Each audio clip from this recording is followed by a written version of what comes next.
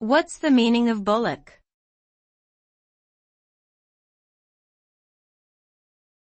Bullock.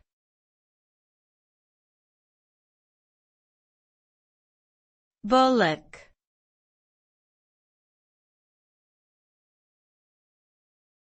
Bullock.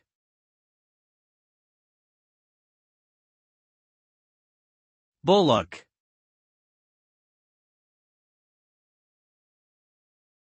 The noun bullock refers to a young male domesticated bovine animal, typically one that is castrated and raised for beef production. The term is primarily used in British English, and the American English equivalent is steer.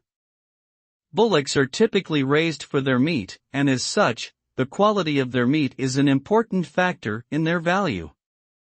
They are also used for draft purposes in some contexts, particularly in developing countries where mechanized farming equipment is not available or affordable.